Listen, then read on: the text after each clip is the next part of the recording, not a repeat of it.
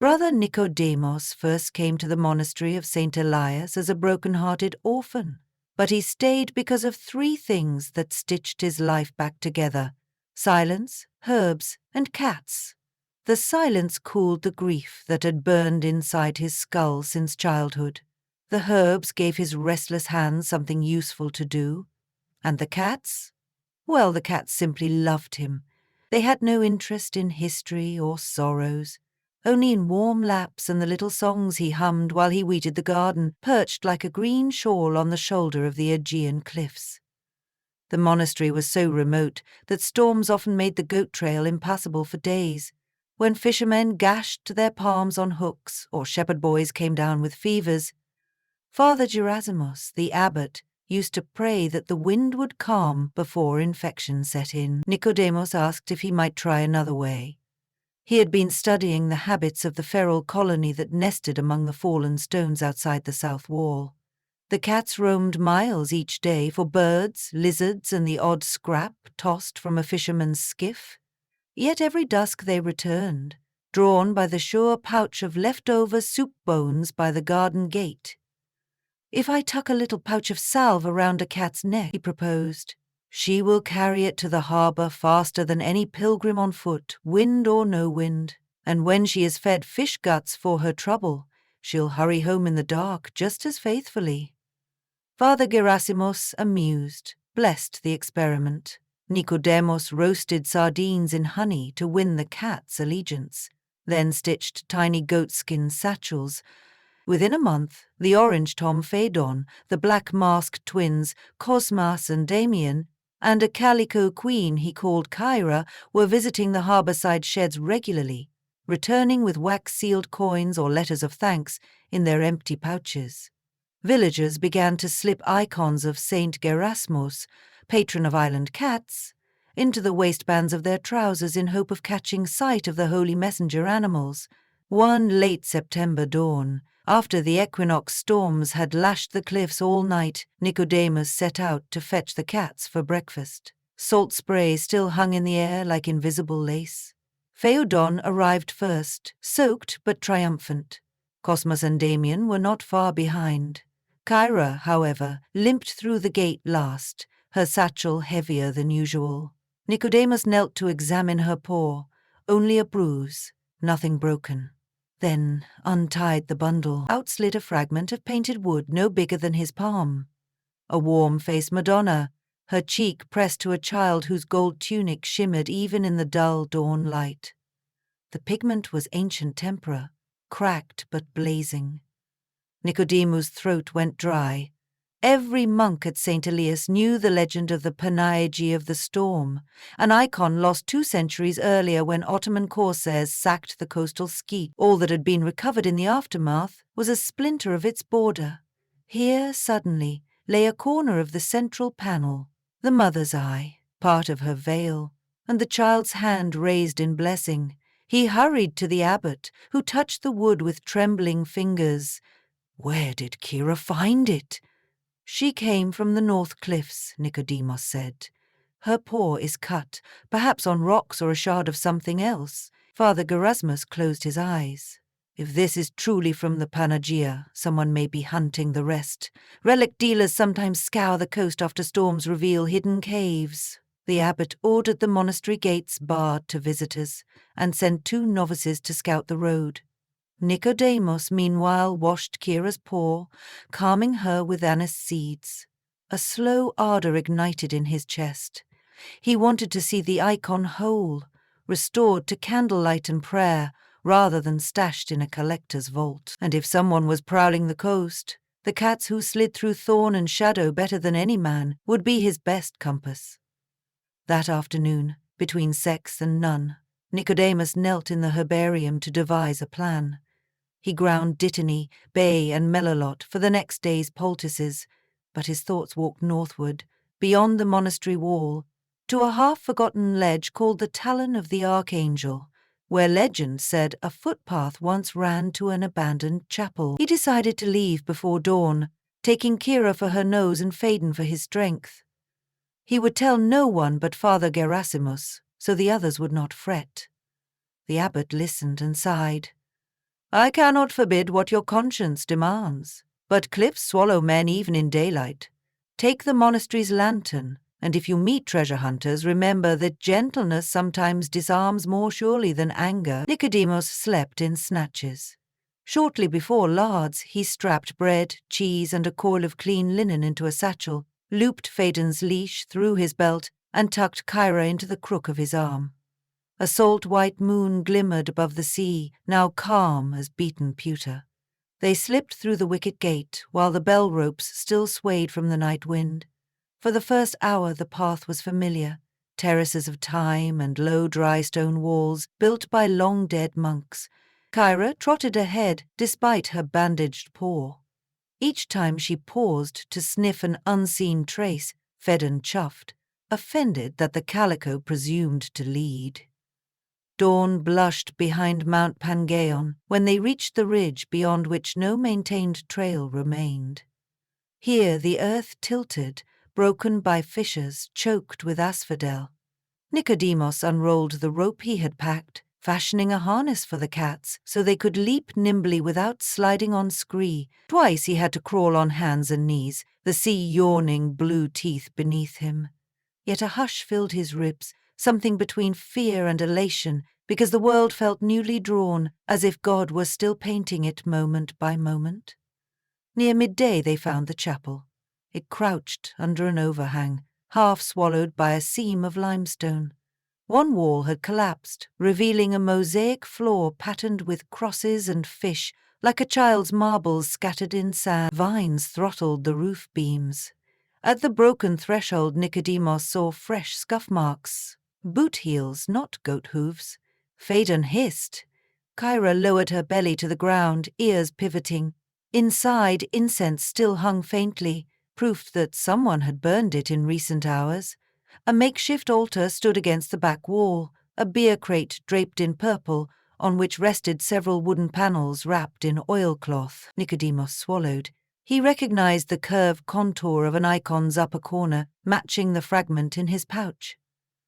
A voice drifted from a side chamber. "The storm has done half our digging for us, Kyrie. By tonight we'll have the last pieces." Nicodemus lifted Kyrie, eased behind a fallen pillar, and peered. Two men knelt by a fissure in the floor. One, gaunt and sunburned, levered stones with a crowbar. The other, broader, fingered a flashlight and jotted in a leather notebook. The broader man wore city clothes, lean-in trousers and a flat cap far finer than the fisherman's smock of his companion. "Careful, Costa," the city man warned. "If we damage the Virgin's face, the price halves." Costa grunted and prowled. A slab tilted. Beneath lay a waterproof satchel, stuffed with wooden shards. The city man unwrapped a panel the size of a dinner plate. The child's body, lacking only the hand and halo. Nicodemus's pulse hammered. He glanced at Kyra. Her tail quivered. The men were only two, but both wielded tools. Confrontation would invite violence. Yet, if he withdrew now, they would vanish by sunset, icon in tow. He felt a tug on the rope. Phaedon, irritated by idleness, had spotted a vole near the doorway and lunged. The rope snagged a pile of tiles, which clattered to the floor with the thunder of cymbals. Costa whirled. "Who's there?" No use hiding. Nicodemus stepped forward, palms raised. Kyra balanced on his shoulder like a stripy epaulette. "Peace be with you, brothers." "Monks," snarled the city man. "I thought you kept to your walls. This is none of your business." "It is very much my business." "It is very much my business," Nicodemus said, voice steady though his knees shook. "That icon belongs to the church, to every soul who ever lit a candle beneath it, and to collectors who can rescue it from decay," the man retorted. "Do you have 10,000 euros to restore and preserve it? No? Then step aside." Costa hefted the crowbar with a shrug that meant he would brook no debate. Nicodemus's mind raced through lives saved by his herbal salves, by the cats that braved rain to carry them. Courage sprouted like wild sage. Brother Basil once taught me, the world is held together by the smallness of the good. If I must be small, so be it. He unclipped Phaedon's harness. Fetch, he whispered, pointing at the man's notebook. The Tom understood very little Greek, but recognized the sparkle of a challenge. With a guttural chirp, he barreled across the mosaic, claws skittering. Before the city man could kick, Phaedon seized the notebook and darted between his ankles, pages ripping free like startled doves. Chaos erupted. Costa swung the crowbar at the cat, missed, and smashed a pillar instead. Dust cascaded. Kyra leapt from Nicodemos' shoulder, zigzagging to the oilcloth bundle, where she snatched a splinter of icon in her teeth. The city man lunged. Nicodemos grabbed his arm, shouting, "Leave her!" The sudden contact toppled them both against the makeshift altar. The crate buckled, panels skidded across the floor. Somewhere a beam cracked. A rumble deeper than any human threat thrummed through the chapel. The storm-loosened cliff above had been waiting for one more insult.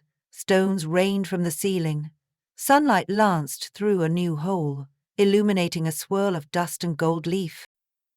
"I'm out!" cried Costa, dropping the crowbar to hold his arms over his head. He and his employer bolted for the door with only the satchel they had already packed. Nicodemos grabbed what icon fragments lay nearest, 3 in all, shoved them into his tunic and whistled. Phaedon bounded past, still gnawing the notebook. Kyra streaked after him with the splinter. They emerged into blinding noon, just as half the roof gave way behind them. Air whooshed hot against Nicodemos's back. He stumbled, knees buckling, but regained his balance and sprinted uphill, cats flowing beside him. Only when they reached a ledge safe from debris did he stop. The chapel entrance now lay buried under a slanted tomb of boulders. No sign of the thieves. Nicodemos knelt, head in his hands, chest heaving. Kyra butted his chin until he looked up. She laid the splinter on his knee, the mother's other eye. Edges charred where time had gnawed, yet the gaze still tender as lullabies. Phaedon deposited the notebook, soggy with saliva. Inside were scribbled inventories, prices, and a name. Leonidas Lascaris, Thessaloniki.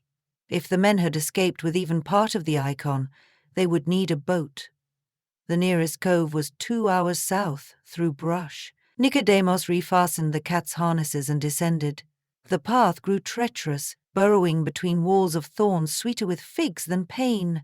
Every so often he heard men's voices below cursing, then the chug of an outboard that would not start.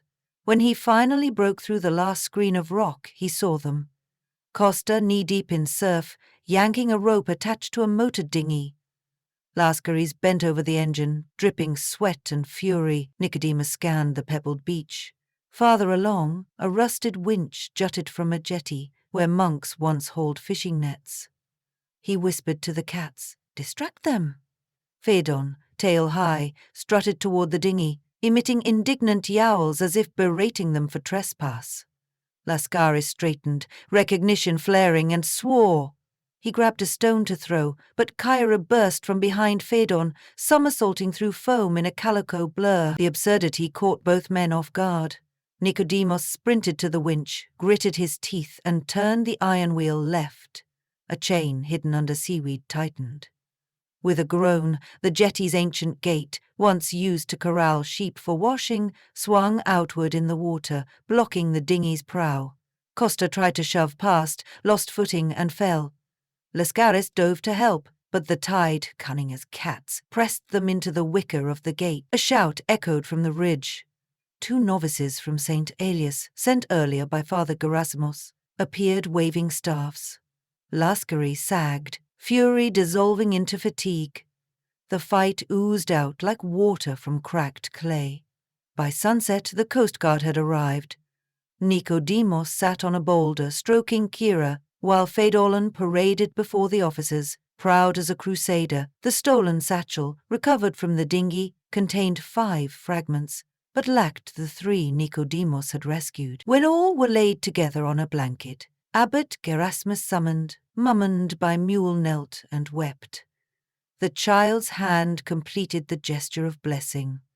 Both of the mother's eyes met the viewer with a compassion that seemed to turn sea air into honey. Only a few slender strips of background were missing, likely buried under the fallen chapel. Yet already the Panagia of the storm breathed again. That night the monks processed back to St. Elias under a lantern shaped like a star. Ascaris and Costa, hands bound yet treated with courtesy, walked within the column, silent but unharmed. The cats rode in the wheelbarrow that bore the icon, enthroned on folded cloths of indigo and rose. Above them, the first autumn constellations kindled like new notes on an ancient chant. In the weeks that followed, conservators from Thessaloniki arrived to mend seams and consolidate pigment. Nicodemus watched each session, learning how to lift centuries of dust with a sable brush. Sometimes he caught Lascaris, out on bail but awaiting trial, standing in the chapel nave where the monks had set up scaffolding. The dealer's eyes softened when he saw the icon reunited, the Virgin's face no longer broken but whole. One evening he approached Nicodemus and murmured, "I was wrong. A thing like this must remain where prayers can reach it." He left a sealed envelope with funds for the restoration, then departed before dawn, whereabouts unknown. Life settled back into its old rhythms. Phaedon discovered that honor did not increase meal portions and resumed bullying geckos. Kyra became a mother to 3 kittens, one orange, one black, maked, and one with calico patches shaped uncannily like wings. Nicodemus, when he wasn't tending valerian or pounding myrtle berries for cough syrup, trained the next generation in courier etiquette. The kittens took to it eagerly, for he lined their satchels with fleece and filled their dreams with the taste of sardines. On the first anniversary of the rescue, pilgrims gathered from every cape and island. They climbed the goat path in white shirts, carrying candles protected by glass chimneys against the wind. When the Panagia of the storm was unveiled above the altar, restored colors shimmering like dawn on wet sand, a hush fell so complete it seemed the sea itself paused to listen. Brother Nicodemus stood at the side, cats threaded through his sandals. He realized with a depth unclothed by words that the world was indeed held together by the smallness of the good, by herbs pressed into bruised flesh, by ropes hastily knotted, by clawed paws dancing across mosaic, by the silent click of a gate swung across water at the right moment, and by the mercy in a painted eye that refused to stay lost. When the choir began the Acatheist hymn, Nicodemus lifted Cora onto his shoulder. Her kittens sat like carved finials on the pew behind. The melody rose, twining through stone arches, out the windows, over thyme fields, and away across the craggy cliffs where lizards basked and ancient walls crumbled. Somewhere, on another lonely shore, someone might already be listening, suddenly hopeful without knowing why, and perhaps a cat, nameless and free, would carry that hope the rest of the way.